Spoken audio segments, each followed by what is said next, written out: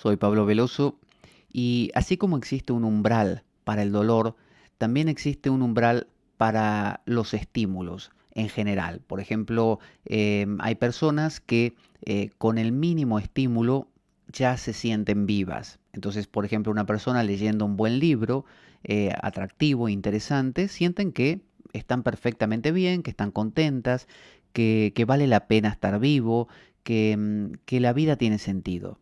O bien, no sé, saliendo a pasear por el campo, ¿no? A caminar por la montaña, o simplemente tomando el sol. Pero vemos otras personas que eso no les basta. Necesitan, por ejemplo, ir en una motocicleta o en un coche a toda velocidad, hacer deportes de riesgo, no sé, desde el surf hasta saltar de un puente haciendo jumping o puenting, como dicen aquí en España. Es decir, vemos que el umbral de dolor, el umbral de estímulo es muy variable. Entonces hay algunas personas que necesitan para estar vivas un estímulo sumamente intenso, lo que llamaríamos pico, en contraste con un estímulo más del estilo valle. El valle se entiende que es esta cosa curva o más aplanada, mientras que el pico es el pico de la montaña. El estímulo pico es más agudo, más punzante, más penetrante. Entonces hay personas que necesitan, por ejemplo, hablar a un volumen muy alto. Hay gente que si no habla dando voces o gritando, le parece que no está hablando y le parece que el otro no la escucha.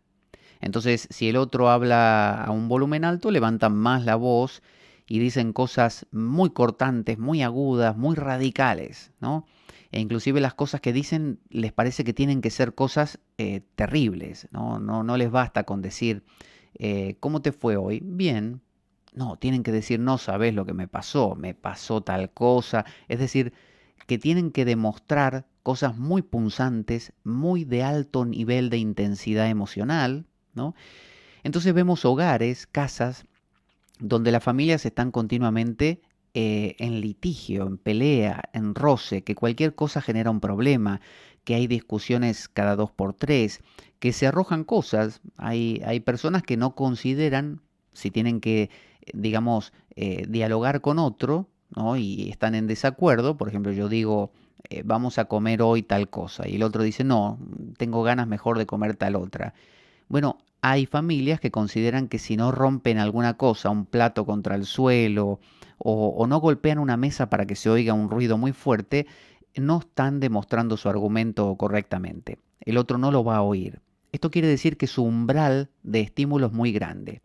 Como es tan grande, necesitan que pasen cosas terribles, muy notorias, muy evidentes, como para que el otro se entere. Entonces, ¿de qué depende este umbral de dolor o umbral de estímulo? De educación, simplemente de eso. No es biológico. Es decir, bueno, habrá algunas personas que biológicamente, genéticamente o por herencias, tendrán una resistencia mayor o menor al dolor y a los estímulos. Pero también tiene que ver con la crianza, con la educación.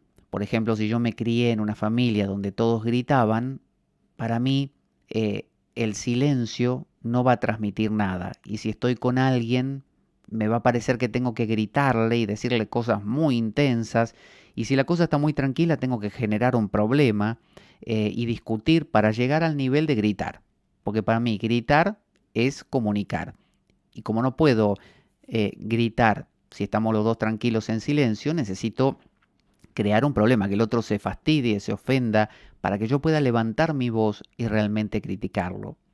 O bien hay gente que piensa que si no está taladrando una pared, que si no está clavando un clavo, no está haciendo nada. Se está muriendo, está vegetando. Entonces necesita crear situaciones donde haya ruido, ¿no? Ruido, ya sea de máquinas. Y si está mucho tiempo en su casa y dice, acá no pasa nada, me estoy muriendo, no hay vida acá. Entonces sale a caminar y hay gente que dice, a mí vivir en la periferia de una ciudad no me satisface, a mí me gusta vivir en el medio de una ciudad urbana, urbanizada, con mucha gente, con mucho movimiento en una de estas urbes capitales, donde hay ruido de autobuses, gente, bocina de los coches. Me gusta la acción. O personas que dicen, yo no tolero trabajar en un trabajo donde, no sé, esté en una tienda que no entra casi nadie, aunque me paguen bien. No, no, no. Yo quiero trabajar en un sitio como si fuera la bolsa de valores, un lugar donde me vuelvan loco, me llamen por teléfono, porque ahí siento que estoy vivo.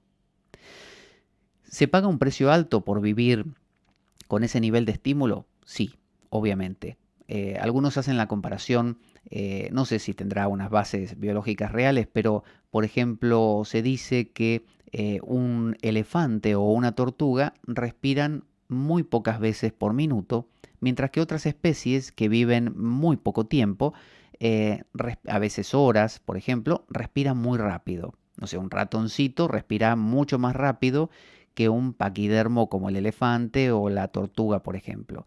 Entonces, esa parsimonia, ese movimiento de tortuga, obviamente nos aporta menos estrés. La tortuga se estresa menos seguramente porque tiene menos nivel de estímulo que manejar que un ratoncito. Vio cómo es un ratón que está continuamente mirando para todos lados y sus movimientos son erráticos y son rápidos y repentinos. Es muy inquieto. Entonces, en el ser humano, la variabilidad en este umbral no va dado tanto por el nacimiento, porque somos todos de la misma especie, sino por la crianza. Entonces podemos revertirlo hasta un cierto punto. Podemos aprender a mesurar, a resignificar, a darnos cuenta que no necesariamente subir otra montaña más alta nos va a aportar una sensación de estar vivos, que podemos sustituir eso por otras sensaciones más tranquilas y cotidianas y redefinir, reinterpretar, empezar así como interpretamos a partir de un día, se nos ocurrió que el esfuerzo y el dolor de subir la montaña es sinónimo de estar vivo. Bueno, podemos empezar a entender que el placer y la tranquilidad de caminar por el bosque también puede ser estar vivo. Quizá eso es demasiado opuesto al esfuerzo de subir la montaña, pero podemos buscar algo intermedio, no sé, andar en bicicleta o en moto por la, no sé, por la pradera y de esa manera tener algo intermedio.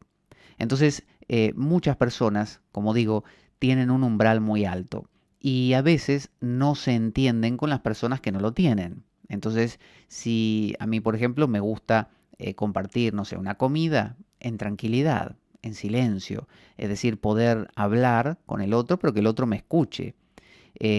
En mi caso yo no concibo la idea de ir a un, por ejemplo, a un restaurante o a un sitio de comidas donde todo el mundo esté gritando, porque si yo voy a ese sitio solo a comer está bien, pero si yo voy a conversar con otro no voy a poder conversar. Mientras que lo más habitual en gente con un estímulo muy alto es ir a un sitio donde todos estén gritando, gritar todavía más fuerte para que el otro me pueda oír, cosa que es muy difícil. Entonces pasa mucho con la juventud, con esto de las discotecas, de ir a sitios donde los estímulos son grandes, bestiales. Por eso podemos aprender a mesurar, aprender a vivir con un nivel de estímulo un poco menor, porque también pensemos que este nivel de estímulo actual es propio, es hijo de nuestro tiempo, es propio de nuestra era tecnológica, acelerada, donde todo ocurre rápido y que si no ocurren cosas durante un rato ya nos aburrimos.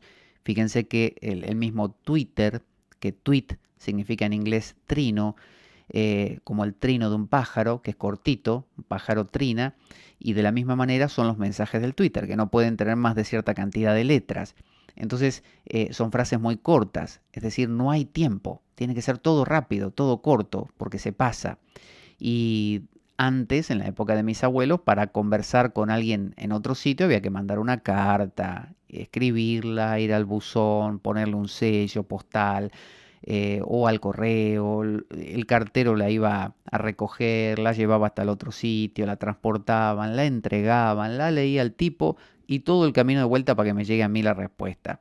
Entonces, la gente se acostumbraba a un nivel de estímulo menor. Hoy en día eh, habría en esa época gente que igual quería subir montañas y esas cosas, pero eran los menos. Hoy en día casi todo el mundo está acostumbrado a un nivel de estímulo mayor que se estimula justamente, se incentiva porque ayuda a consumir más, a que querramos rápido, pronto. eh, hay un documental que vi hace un tiempo que se llamaba Biggest, Faster and no sé qué, como diciendo lo más rápido, lo más grande y lo más, es decir, lo más, siempre queremos lo más, queremos algo que realmente nos impacte. Y uno dice, vi esa película y me impactó, leí ese libro y me tocó, me marcó, estuve con esta persona y fue una cosa. Entonces, vivimos de esos estímulos y el problema de los estímulos, entre otras cosas, es que desgastan bastante.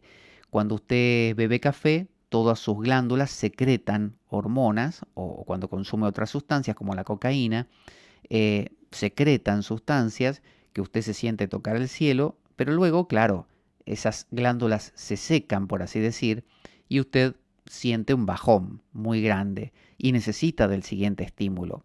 Bueno, ese juego de me estimulo al máximo, ese estímulo me exprime y me agota, necesito reponerme para el siguiente estímulo que tiene que ser más fuerte que el anterior, ¿no es cierto? Porque me acostumbro también, no le pasa tanto a la gente que aprende a vivir en el valle. Por eso la vía del Tantra en la India es la vía del valle. Aprender a disfrutar no tanto de los picos, sino de lo que hay entre medio de ellos. No tanto de las metas, sino del camino. No tanto del aplauso final de un concierto, sino del tocar, del ejecutar el instrumento y disfrutarlo. No solo de acabar el cuadro, sino en el acto de pintarlo. No solo de lo que resulte en ganancia económica de un trabajo, sino en lo cotidiano de trabajar. No solo en lo que resulte de una relación amorosa, de si finalmente se consuma en un acto íntimo, sino del hecho mismo de estar disfrutando de la compañía de esa persona. Es decir, aprender a disfrutar mucho más del camino que simplemente de las metas, de los finales. Para pensarlo.